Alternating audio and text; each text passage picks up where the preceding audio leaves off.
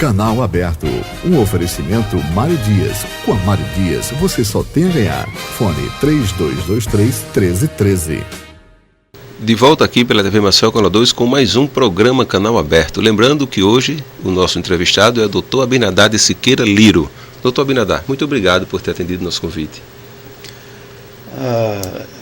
Hélio, é um prazer, porque participando numa programação desse tipo, eu acho que é uma maneira de ajudar a nossa população, a nossa sociedade, com algumas informações de forma direta e descompromissada. E todas as vezes que for possível, estarei com vocês para tentar esclarecer essa comunidade alagoana. Ok. Doutor Abinadar, me diga uma coisa, qual é a diferença da isquemia para o derrame cerebral? Esse termo derrame, se a gente imaginar uma torneira numa pia, a torneira aberta, escorrendo água, quando essa pia encher e escorrer essa água, ele diz que está derramando água. Isso é derrame. Em relação à própria situação do sistema nervoso, essa saída de água, esse derrame, esse escoamento de água, é a saída do sangue de dentro de uma veia ou de dentro de uma artéria. Ela é uma hemorragia.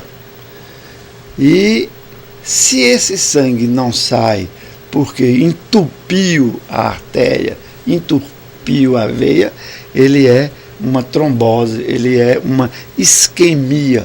E essa falta de sangue, que aí a gente chama de isquemia, pode ser por uma trombose ou pode ser por uma embolia, que tem várias causas.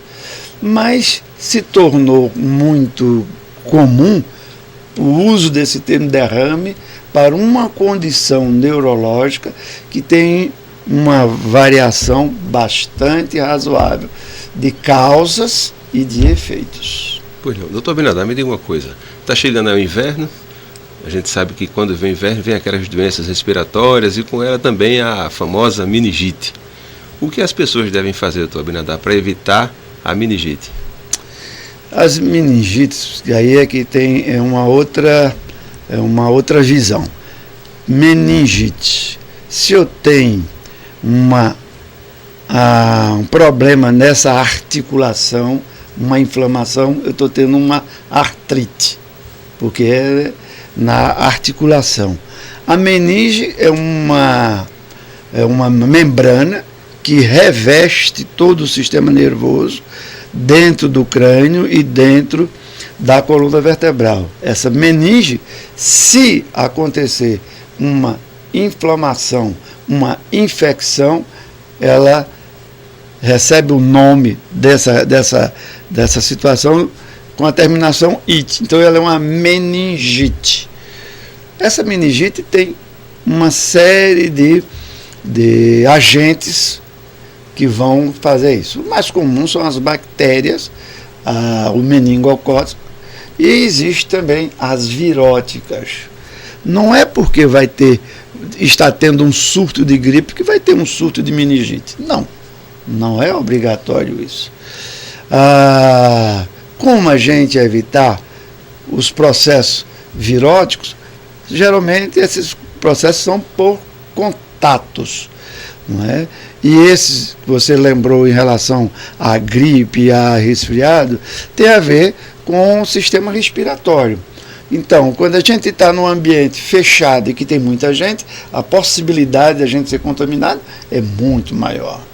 A possibilidade, se você prestar atenção, uma coisa que é interessantíssima, se você vai dirigindo um carro, precisa ir dirigindo um carro não, vamos dizer aqui na Avenida Fernando Lima, você numa hora de rush e você vê o trânsito congestionado e você vê os carros parados. Olhe para quem está dirigindo, que a primeira coisa que você nota é passando a mão no nariz, passando a mão no cabelo e depois segura na direção. Se é num ônibus, você veja que tem as pessoas de pé segurando o apoio ou na cadeira e se encurvando sobre quem está sentado, ele está respirando em cima daquelas pessoas.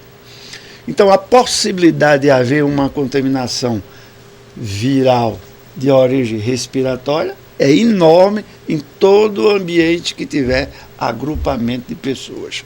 E principalmente se nesse agrupamento essas pessoas não têm cuidado.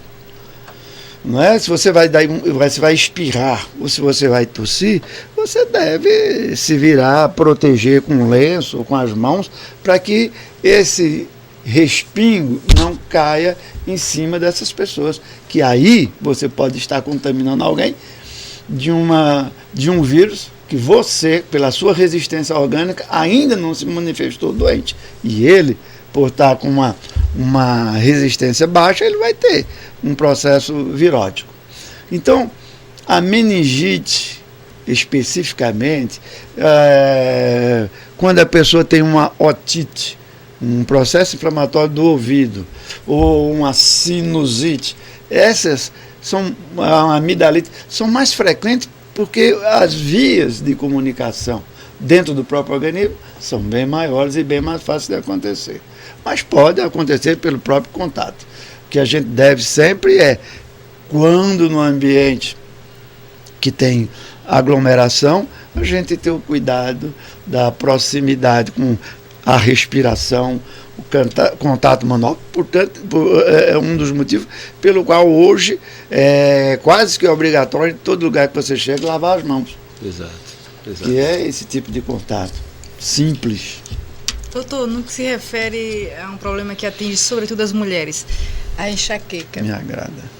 Infelizmente, nós, mulheres, somos realmente bem acometidas dessa doença. Não sei se a palavra é essa doença. Como diferenciá-la da dor de cabeça comum? E como evitar? Eu saber que chegou o momento de fazer uma pesquisa mais cuidadosa, procurar um médico que já está fugindo do considerável normal, doutor. Eu não vou aqui dar uma resposta a você puxando brasa para minha sardinha. Seria, teve dor de cabeça, procure um médico. De preferência o neurologista. Não é por aí. Mas é assim. Quando você está falando em enxaqueca, é uma condição específica.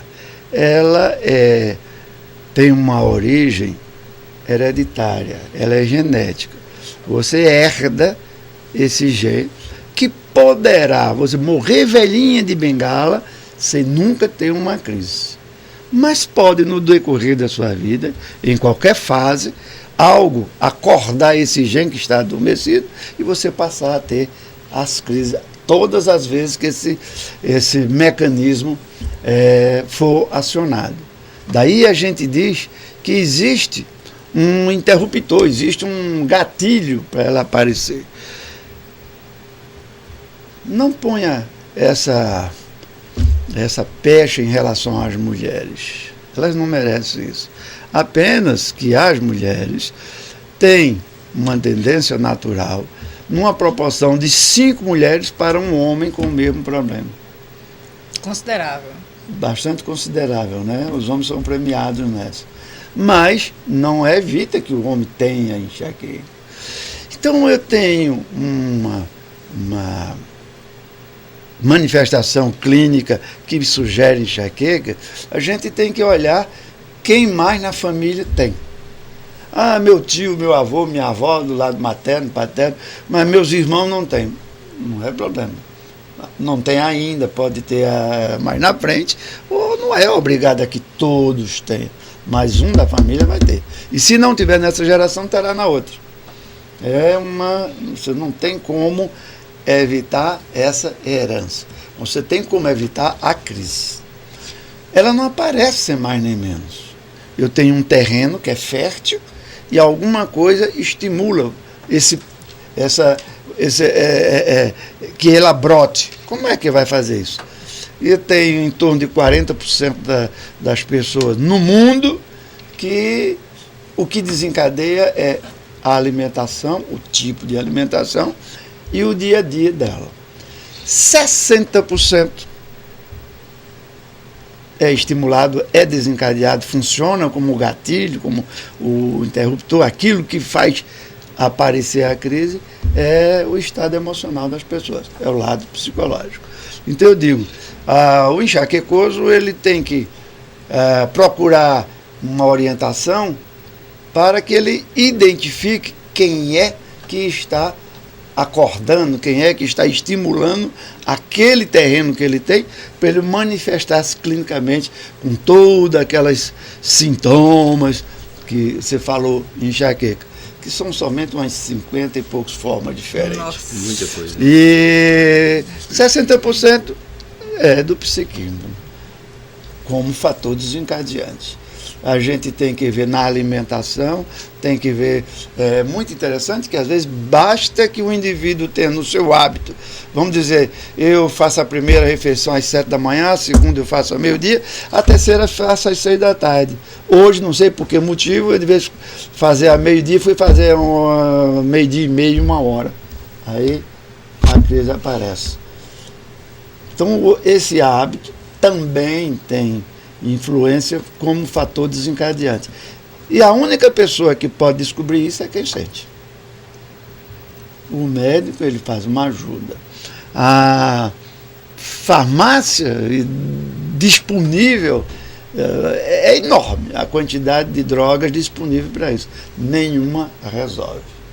Doutor Abinadar, qual o conselho que o senhor dá para aquelas pessoas que têm enxaqueca, para evitar aquela crise contínua, aquela pessoa que passa o dia inteiro sofrendo com dor de cabeça? Qual o conselho que o senhor dá para essa pessoa minimizar esse mal? Eu acabei de citar algumas condições. É preciso que ela tenha consciência do que é que ela tem, do que é que ela sente.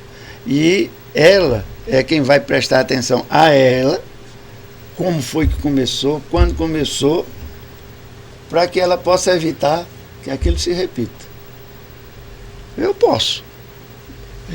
Os médicos, de uma maneira geral, pode tranquilamente passar uma medicação, é ótimo, melhorei, santo remédio. Não resolveu, tirou daquela crise. Mas vai voltar. É uma questão de tempo, desde que ela faça a mesma coisa que fez antes. Tem cura, doutor Abinadar, enxaqueca? Não tem cura. Você consegue, fora Michael Jackson, você consegue mudar a cor da sua pele? É verdade. Doutor, no caso da gestante, ela tende a sentir mais enxaqueca e como é que fica Não, o tratamento? pelo contrário. É interessante, a gestante ela tem menor frequência de crise. Menor frequência de crise. O que a gente chama muita atenção é que encontra as enxaquecosas fazendo uso de anticoncepcional oral. E, às vezes, também fumando. Essa associação não é boa.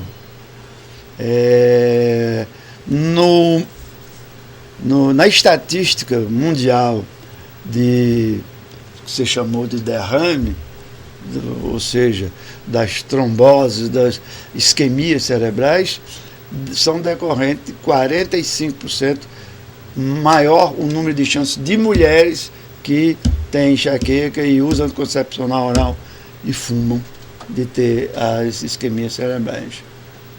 Só mais uma razão para deixar de fumar, né? Não faz bem em sentido nenhum, né, doutor?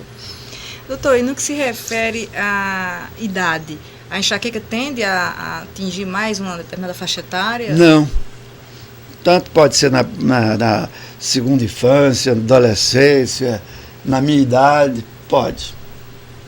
Não tem Há uma frequência maior na adolescência e na idade adulta. No idoso pode também começar nessa faixa, mas não é o mais comum. Não tem uma faixa específica, mas é mais frequente na segunda infância, na adolescência, na puberdade e na idade adulta. No idoso, é bem menos, mas tem. Inclusive, doutor Abinadar, tem informações que, às vezes, você está com uma crise de enxaqueca e você toma analgésico e aquele analgésico aumenta a sua dor de cabeça, não é verdade? É o tipo de analgésico. Existe uma série deles que é bem frequente e que as pessoas se sentem aliviadas quando tomam analgésico. Aí tomam um comprimido, 2, 3 no dia, no outro dia toma mais 2.